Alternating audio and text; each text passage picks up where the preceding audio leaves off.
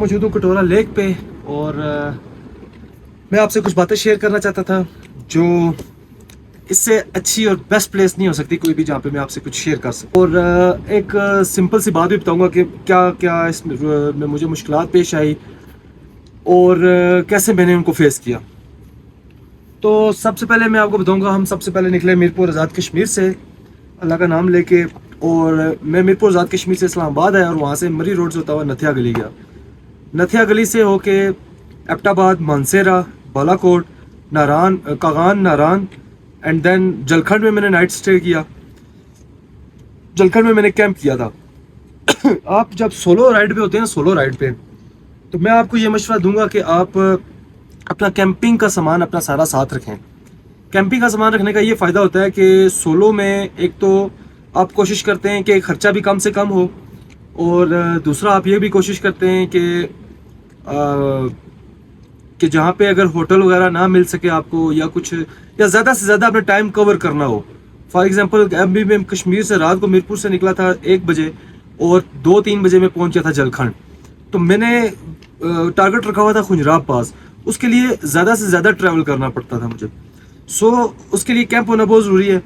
मैंने वहाँ पे फिर अपना जलखंड में कैंप लगाया। उन्होंने मुझसे कोई पैसे नहीं लिए कैंप लगाने के। एक होटल था उसके साथ ही, दरिया के साथ। एक आप मेरे सीरीज़ में देखेंगे इंशाल्लाह, तो या आप देख चुके होंगे।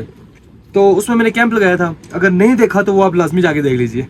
मैं इंशाल्लाह अपने पूरी सीरीज़ का जो है ना फर्स्ट एपिसोड का लिंक डाल दूंगा इस वीडियो में, तो आप उससे फिर आगे तमाम वीडियोस देखेंगे तो आपको समझ आ जाएगी। सो जलखंड से सुबह निकला बाबूसर टाप, बाबूसर टाप से होता हुआ चिल्लास, चिल्लास से हम गए जी कहाँ पे, हमने नेक्स्ट स्टे किया राकापोशी के सामने। राकापोशी एक पॉइंट आता है रास्ते में, वहाँ पे हमने बिल्कुल राकापोशी के ऐसे सामने मैंने कैंप लगाया था रात को, और बहुत ही अच्छा एक्सपीरियंस रहा वहाँ पे।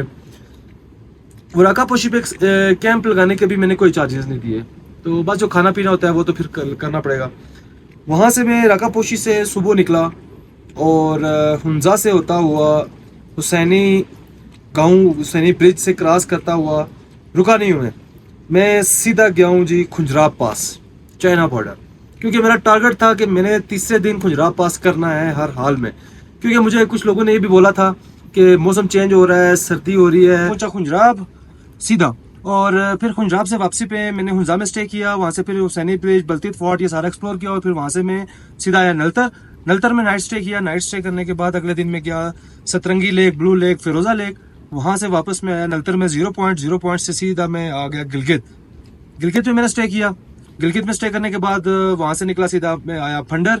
फंडर में स्टे करने के बाद अगले दिन मुझे कुछ पोलिश फ्रेंड मिल गए, उनके साथ फिर सोलर रसपुर में आके अगला स्टे किया, और फिर वहाँ से आगे हम चित्राल में आए, चित्राल में स्टे किया। फिर मैं उनके साथ पेशावर चला गया। कुछ उन्होंने पेशावर एक्सप्लोर करना था तो उनको गाइड की भी ज़रूरत थी, कोई ट्रांसलेटर की भी।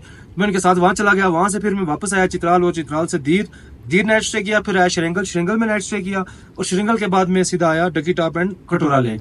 सो ये था मेरा टूर। इसमें मेरा टोटल 70K खर्चा आया।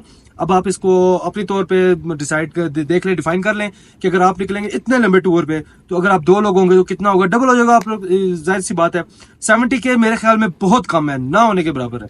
सो आप लोग जब भी निकलें तो अपने कैंपिंग और ये सामान आपके पास लाजमी होना चाहिए। बस कैंपिंग, मैट्रेस, स्लीपिंग बैग, ये एवरीथिंग मेरे पास मौजूद है। सर्दी का सामान सारा मौजूद है। सो इसमें बहुत से लॉसेस भी हुए। मेरा बाइक भी खराब हुआ, मेरे माउंट्स भी टूटे, चार्जिंग केबल भी टूटी, चार्जिंग माउंट भी टूटा, और काफ़ी मतलब हेलमेट माउंट भी टूट गया, काफ़ी ऑफ रोड होने की वजह से। So hope you will enjoy the series, and इंशाल्लाह मिलेंगे आपको नेक्स्ट वीडियो में। अपने घर वालों का ख्याल रखिएगा। टेक केयर, अल्लाह हाफिज़।